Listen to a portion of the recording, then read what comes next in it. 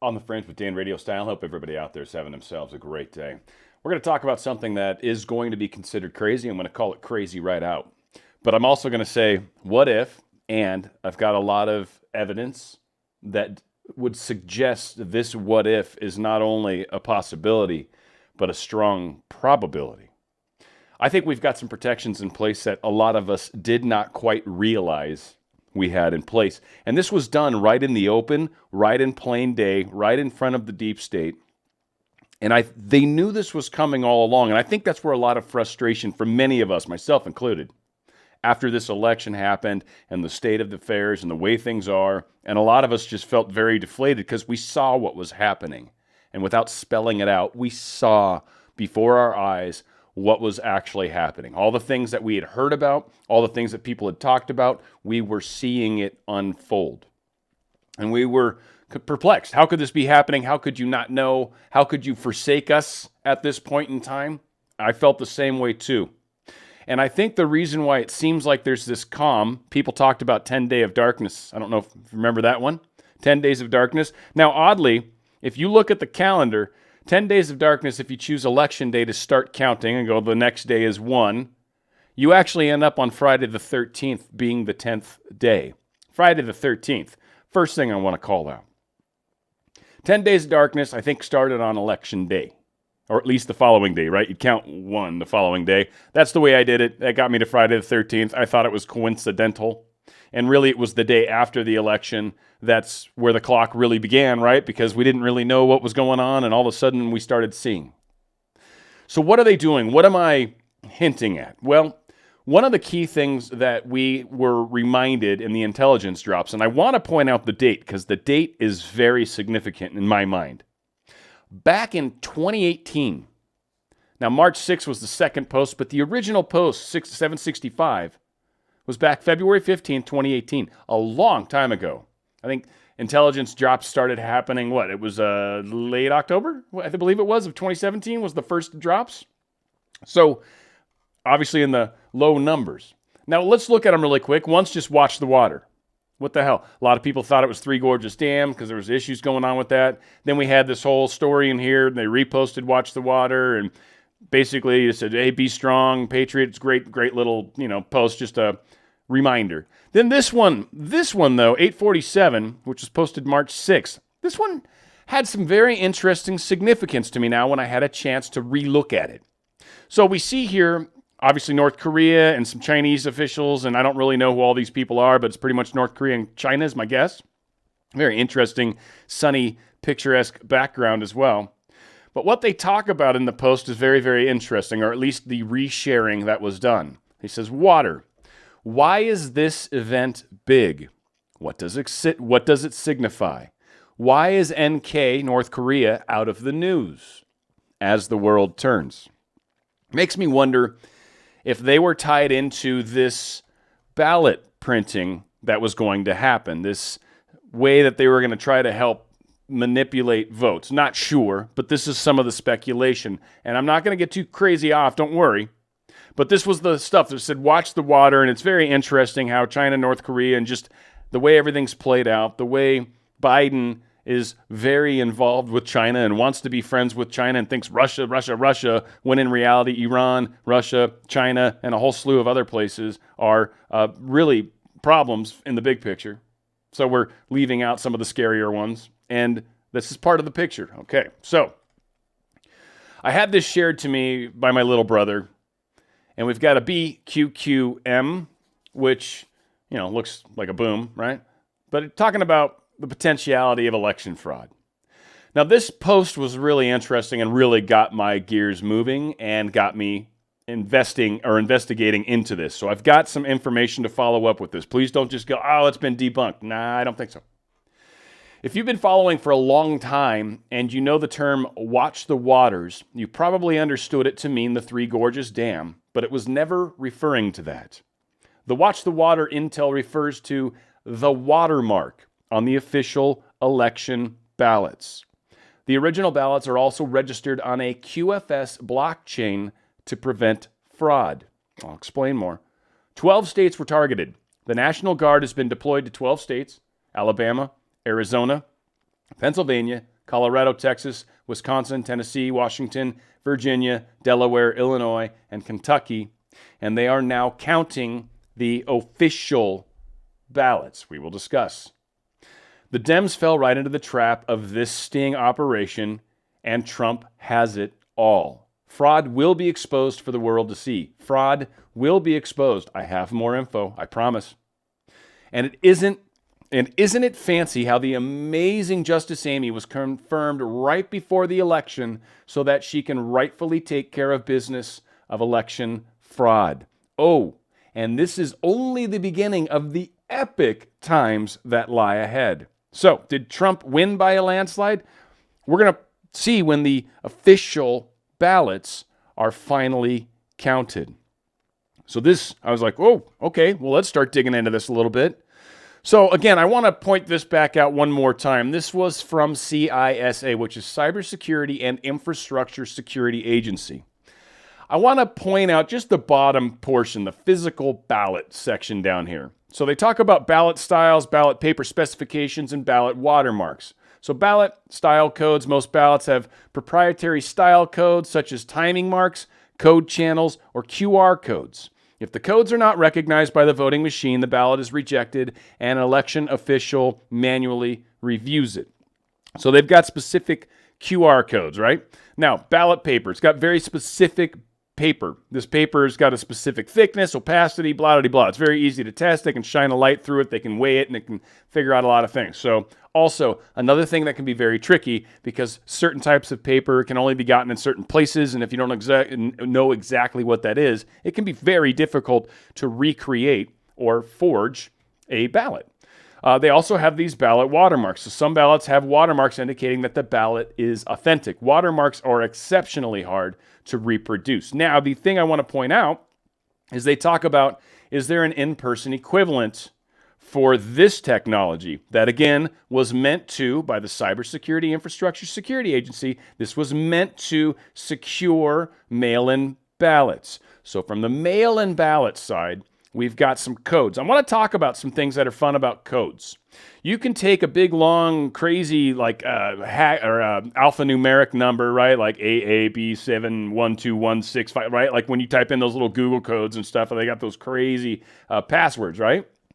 So you can take one of those and increment every single time you print a new ballot, right? So ballot number 1 is going to start on AAAAA1, right? And then ballot 1500, AAA whatever, 1500. They get a unique number or identifier on every single ballot created, which means no ballot is truly identical to each other because they have unique barcode numbers. They have a unique blockchain signature. They have a unique signature per.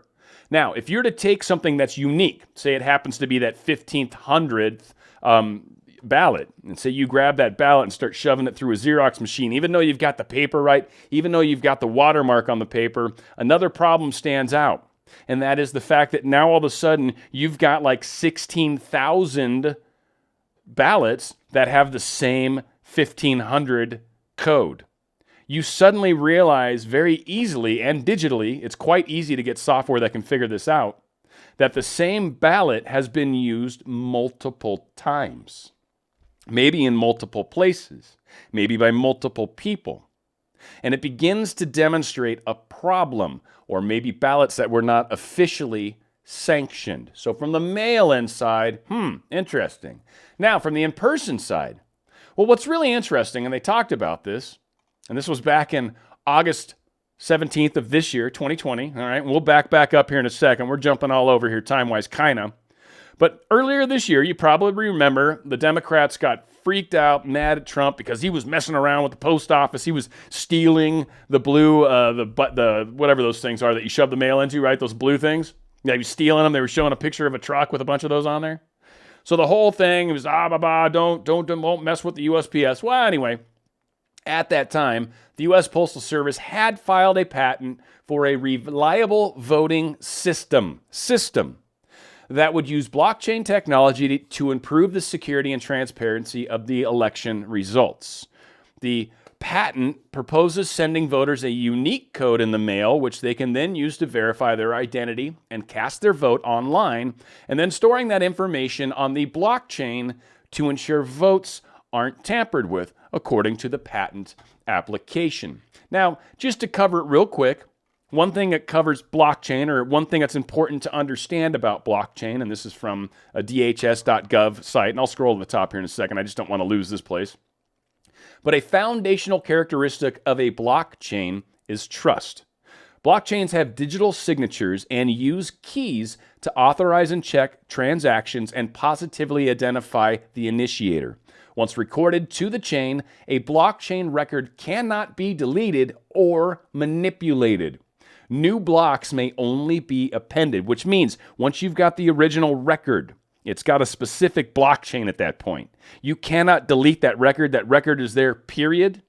And if you want to alter it, what happens is the blockchain gets altered and able to do that, right? It becomes a new blockchain. So you can tell the original is still there, and now you see the edited new version with a new elongated blockchain. Basically, it adds on a little snippet of code at the end, or an identifier, to basically keep it attached to the original record while yet essentially showing that it is a unique or modified version of that original record. You cannot delete the original records. It's what Bitcoin technology is built off of, and that's why they did it. So it was super hard to steal or to delete someone's money or any of that kind of stuff.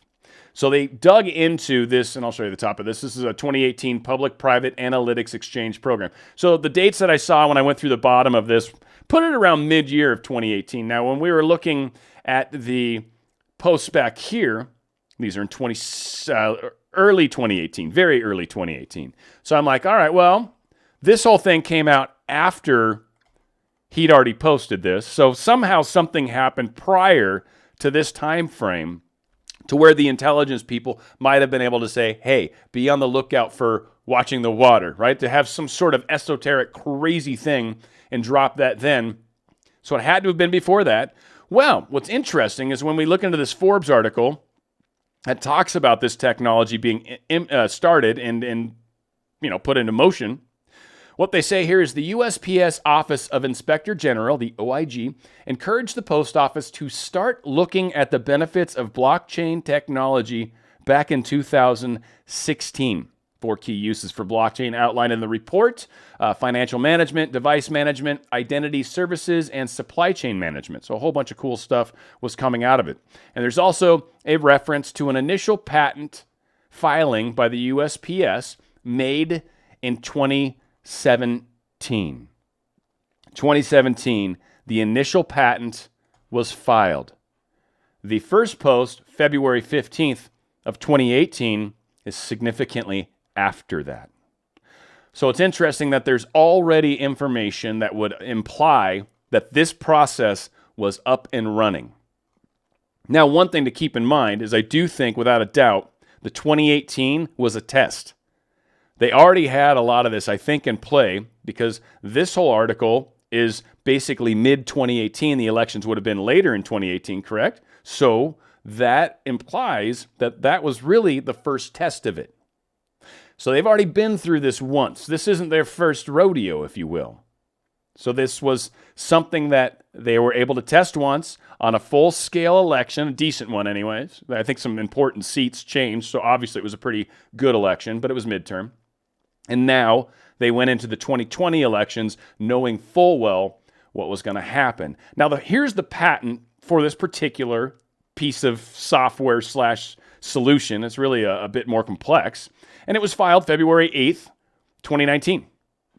So again, this patent was filed well after the provisional patent, I should say. This actually, I think, was filed somewhere up there. It is August 13th, 2020. So this patent was actually filed in the summer, but the initial, it shows even in 2019. So again, there's been all sorts of variants of this, but this began. Now, I kind of wanted to point out they're sideways, and I probably could have made this easier to not be hard to read for everybody. But the thing I want to point out is there is an interface, a participant, an election registrar, a notary, and a voter. Now, the notary's got an EPM. I don't know what PM stands for, but E is always, when you do small like that, it means electronic. E-signatures are done the same way. It's just a very common kind of format.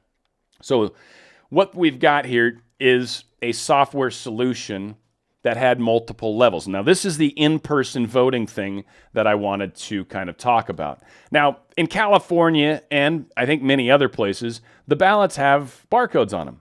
And one of the other things that's kind of cool with this whole system is when you check into one system. So when you first showed up, they did a little checky check. And that gets you accessed and checked in.